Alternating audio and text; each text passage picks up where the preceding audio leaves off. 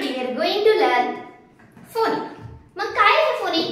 कशासाठी आहे? याची व्हिडिओ 1 बाय 1 मी टाकत आले आहे. याचा उपयोग काय? खूप जणांना वाटतं उपयोग काय याचा? तर याचा उपयोग होतो आपल्या मुलांना परफेक्ट रीडिंग जमलंच पाहिजे. कुठलंही उद्या मुलं रीडिंग करतात. मग त्यासाठी मराठी रीडिंग इझी आम्ही शिकू शकतो, पण इंग्लिश रीडिंग शिकवता येत नाही. त्यासाठी मेन कन्सेप्ट आहे phonic. जर मुलांना phonic आलं, phonic नुसार तर तुम्ही शिकवलं तर त्यांना प्रोनाउन्सिएशन करणं इझी जातं. त्यासाठी तुम्हाला phonic कसं असतं हे समजलं पाहिजे. यामध्ये आपण साऊंड शिकत आहोत. तर खूप काही साऊंड पाहिले आहेत आपण. तुम्ही जर व्हिडिओ पाहिले नसतील तर त्याची लिंक मी देते. त्याच्यावर तुम्ही टच करा, आय बटन लिंक देते. तिथे टच केले की तुम्हाला डायरेक्ट तो व्हिडिओ पाहायला मिळेल.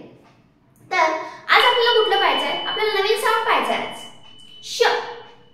तर कशा प्रकारचे शब्द असतात, कसा त्याचा उच्चार करायचा, शब्द मोठा असेल तर काय करायचं, छोटा असेल तर काय होणार आहे, हे सगळं ह्या व्हिडिओमध्ये पाहायचं आहे. यासाठी व्हिडिओ एंड पर्यंत नक्की पहा. आणि जर तुम्ही चॅनलला नवीन असेल तर सबस्क्राइब करायला मात्र विसरू नका, जेणेकरून तुम्हाला इंग्लिश रीडिंग नक्कीच येणार. ओके, चला पाहूया मग कुठला साऊंड बघायचा आहे. श. Yes yes. स आणि ह हे मिक्स झाले आणि श झाले. तर कुठलं झाले? श. मग याचे कसले असतात शब्द? आता पहा. SHOE S श उ. इथे काय? श अ ई असं शू म्हणतो आपण. शू. शूज. तर यस लावलं की शूज झालं. ओके, या पद्धतीने. नेक्स्ट श ओ श. काय झालं? श ओ ट श. श ई प शी असं प्रोनाउन्स करायला लावू मला. श ई प शी. ओके, म्हणजे त्यांना सोपंही वाटेल. कशाचा साऊंड आला? SH चा. असं त्यांना विचारत चला सारखं, म्हणजे त्यांनाही समजेल साऊंड कुठला आहे, कुठं आला SH, त्याचा उच्चार काय करायचा, श करायचा, या पद्धतीने. देन साऊंड SH चे अजून काही आपण शब्द घेऊया. शॉप. फॅमिलियर आहे, सगळ्यालाच माहिती. शॉप आपण नेहमी म्हणतो श अ प शॉप, या पद्धतीने. अगेन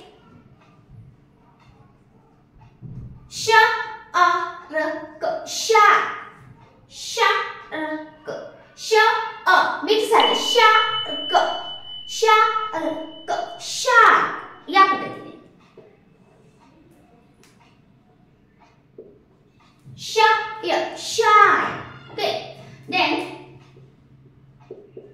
श इ ल शेर. थोडंसं मोठं घेऊया, कारण छोटे छोटे तर आम्हाला येतात. मोठे. शी इ व इ र शिवर. शिवर असं स्प्लिटिंग होतं याचं. तुम्ही प्रोनाउन्स कसं करायला लागणार ना? श इ व इ आ शिवर, या पद्धतीने तुम्ही त्यांना प्रोनाउन्स करू शकता, म्हणजे मग तुम्हाला इझी वाटेल.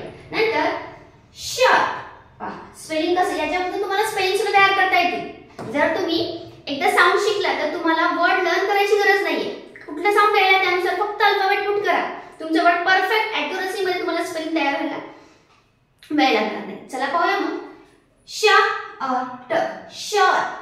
परत आता खूप फेमस आहे शॉर्ट्स, हे सगळ्यालाच माहिती आहे, पण स्पेलिंग कसं जातं? श अ ट शॉर्ट. श अ ट शॉर्ट. देन अगेन शेक. आपण म्हणतो शेक हँड दे, मुलाला म्हणतो शेक हँड दे. आपल्याला म्हणतो आपण शेक, पण स्पेलिंग माहित नसतं. श ॲ क श ॲ क शेक. श ॲ क शेक, या पद्धतीने तुम्ही त्यांना प्रोनाउन्स करायला. परत पहा, प्रत्येकाच्या घरात असतं शॉवर. आपण म्हणतो शॉवर, पण स्पेलिंग मात्र येत नाही. तर कसं करायचं? श ओ व र शॉवर, या पद्धतीने. परत अजून काय म्हणू शकतो आपण? शॉर्ट. श अ ल शॉल. पहा, श ला ए जर लागलं तर श होतं शॉल, या पद्धतीने. तर वचा साऊंड आहे म्हणून त्याला शॉल. देन अजून आपण बघतो शिप आहे. अजून एक शिप बघितला आपण, SHIP. हे दुसरं शिप घ्या.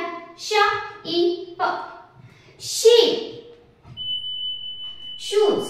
शेप. आता पहा, हेच आपण डबल रीड कसं करणार आहे? श अ इ शू. शॉर्ट.